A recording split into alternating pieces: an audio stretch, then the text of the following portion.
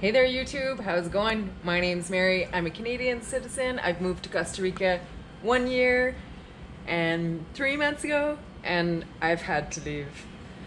As you may know, for those of you that travel, when you go to visit a foreign country, most of the time you're only allotted a certain amount of time, and for Costa Rica it is 3 months. And I actually overstayed my visa by probably about 2 weeks. I actually had to renew my passport with the Canadian Embassy in San Jose, Costa Rica, and as soon as I got that new passport, I arranged for some lovely people from the United States to come and house sit my farm for 3 days. And I've come to Guatemala because my other border runs, I was going to Panama, and I saw that every time I went, I got less and less time, less and less days allotted to my visa stamp. So the first time I went, I got 90 days. The second time I went, I got 58 days. The next time I went, I got 21 days. And so yes, this time, I think there was one other time I did a border run and I can't remember how many days I got. Anyways, I'm getting confused. The point is that I'm here in Guatemala City, and it's been a hectic ride. First of all, when I left San Jose this morning, I realized that I had a Swiss Army knife in my backpack, and I clarified with the check-in agent about that, and he said no, absolutely not, because I didn't have checked bag. I just had the carry-on bag. So I exited the airport and I found some bushes, and I left my Swiss Army knife in the bushes. And a lot of people would just be like, maybe let it go. But this knife I've had since I was a teenager, when I went to my first mountain climbing trip in Alberta when I think I was like 14 or 15 years old. I've had that, so it's an emotional attachment item, and also it's just super practical. I always know where it's located in my things. I'm now 46 years old. I still have it. I didn't want to let it go, so hopefully it'll be there when I get back. The second issue in leaving San Jose this afternoon was my passport. As it is a brand new passport, it has no stamp in it. So as I was leaving San Jose, the border agent was kind of like looking through it, looking for a stamp and not seeing anything. And I said, oh yeah, I have my old passport with me. And I actually didn't want to show it to them because I didn't want them to see that I've actually overstayed my visa stamp by about a week, I think, or 2 weeks.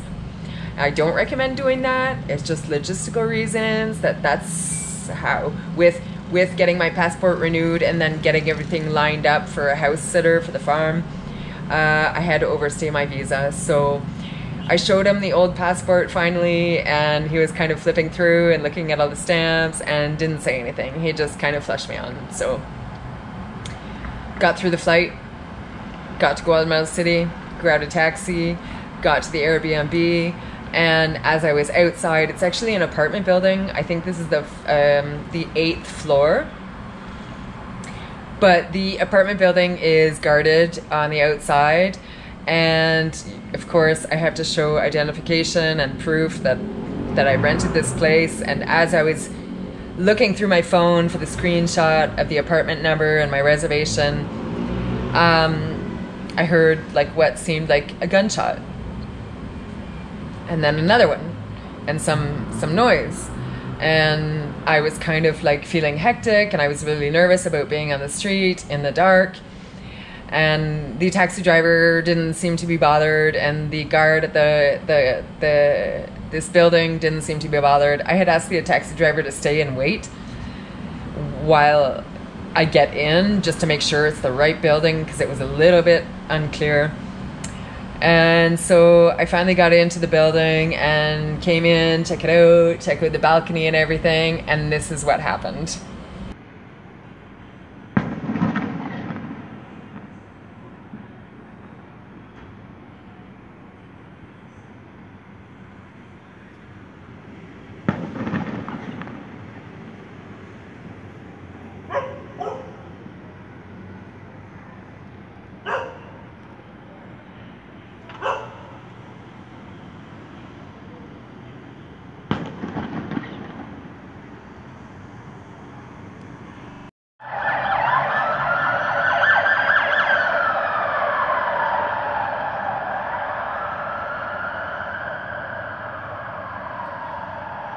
It actually went on for about 10 minutes or 15 minutes before the police came, drove by, and it was like right there on that street.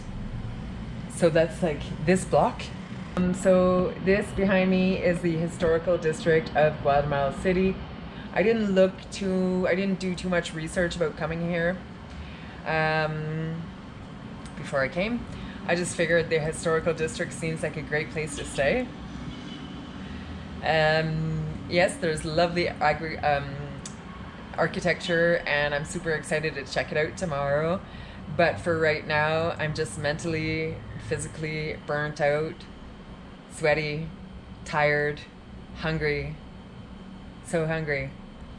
Tomorrow I'm gonna go check out a museum and try and enjoy the city and not be too paranoid. So thanks for joining me. Let's check this out. Hey there guys, so here I am standing underneath some beautifully, and I'm sure very old, eucalyptus trees. They smell wonderful. We are going to go and visit the Museo Popol Vuh, and I'm going to get in there quick before I get caught in the rain again, so let's go. Alright guys, so here I am in the Museum Popol Vuh. Pre-Columbian cultural development, Mayan art, and colonial treasures. So I'm kind of here interested because I've always been interested in this kind of thing, but at the same time looking for kinds of secrets and little different, see if I can learn how to pick out some symbolism from ancient civilizations, because I've recently been kind of taught that well, exploring the possibilities about how ancient civilizations were actually not ancient or more evolved than we are.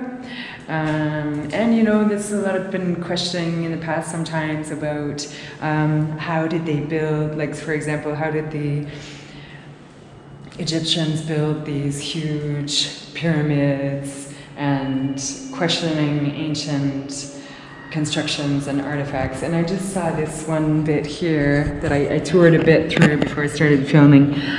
This here, these two here, these heads.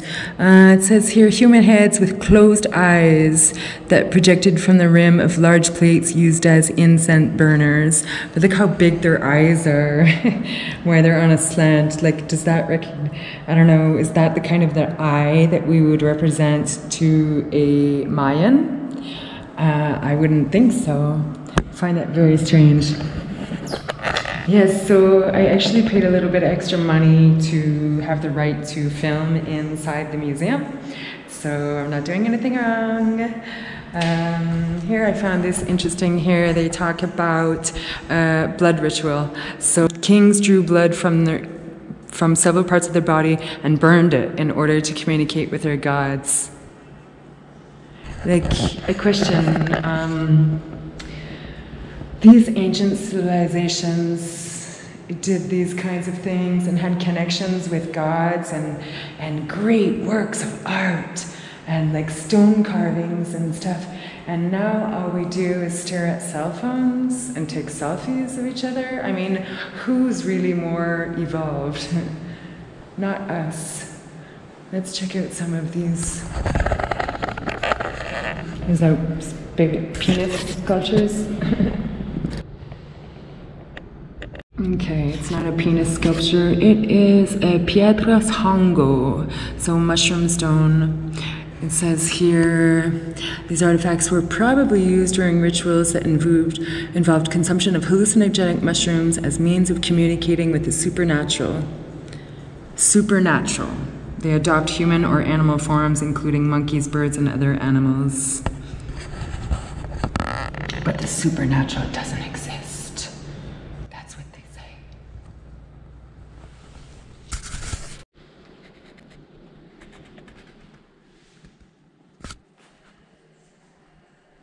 Did they not know something? They must have known something, had some kind of connection, or... Yeah, I think about how so disconnected we are to spirit and the earth, and that creates a huge rift. Here is a good example of what makes you gotta question, like, how did they make beads out of marble and stone? How do they get the holes in there? They don't have drills.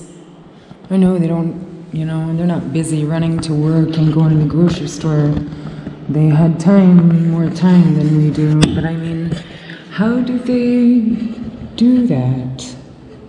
Like, what tools do they use? Were we ever taught about that? I mean, we're taught and say, wow, look they have these beautiful things. But we don't know exactly how they did them. I know you can't tell, but the intricate carving on these shells is just crazy. Okay, here I see they were crafted using a pressure technique. But what was that technique? Why no mention about the name of it? What do why no mention? Why are we not told how they created, how did they draw holes inside of these beaded necklaces? Because that's some pretty hard materials. Obsidian, I understand we can chip it off with other rocks. I'd like to know how they make these little scorpions.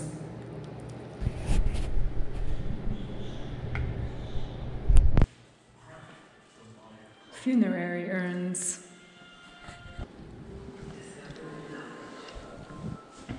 Here it says that during the late Classic period in the area inhabited by the Ixil in northern Cuichi, it was customary to place bodies in large funerary urns, sometimes decorated with mythological figures.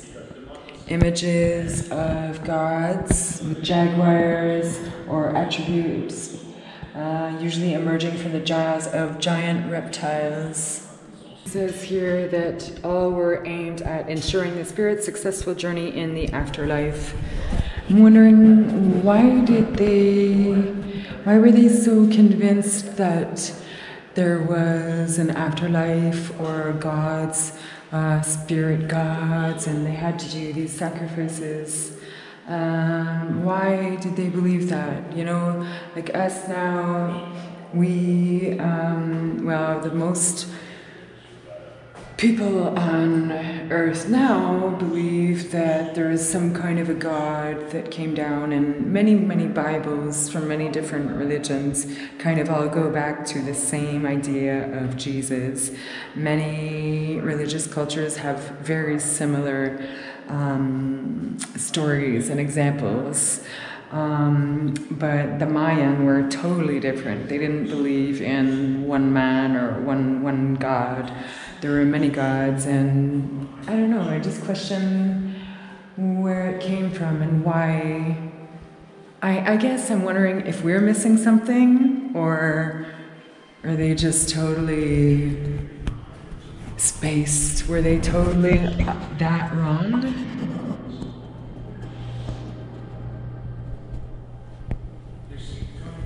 Wow, guys, that was pretty invigorating.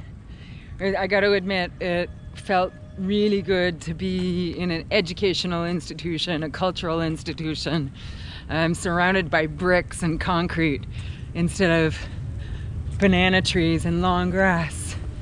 It's just that, yeah, ça fait du bien. It feels good. Yeah, visiting that museum I didn't exactly discover any secret messages from the universe.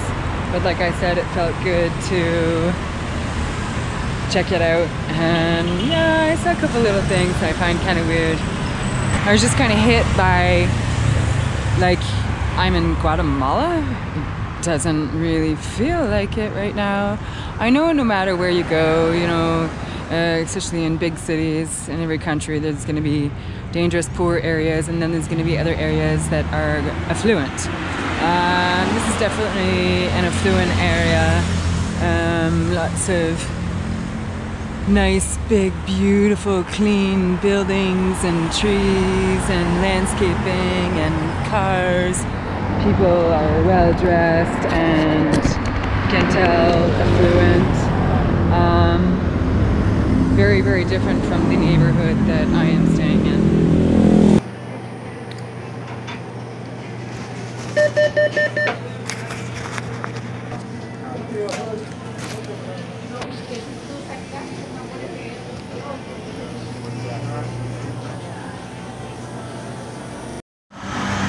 I also decided to film with my cell phone because it just looks like I'm on a video call.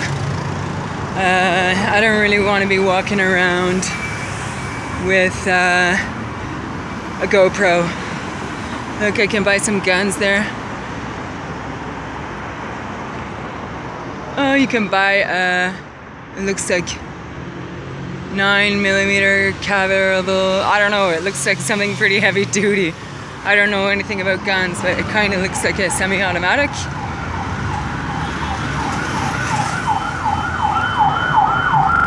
Yeah, it's kind of a little bit crazy, you know. Actually, there are a lot of cameras here. There's one here, one right over there. There's about 4 or 5 here on these buildings. These are all shops, basically, where you can buy guns and stuff. I don't know about their regulatory policies here, but that's kind of, you know, disgusting. About some guy can come down here, get a gun, run 2 kilometers that way, and be involved in a shootout at the same day, you know, 20 minutes later, which I hope is not what happened last night, but considering that where I am is about 2 kilometers that way, and I can get my guns just right here. Yeah, that's kind of dumb.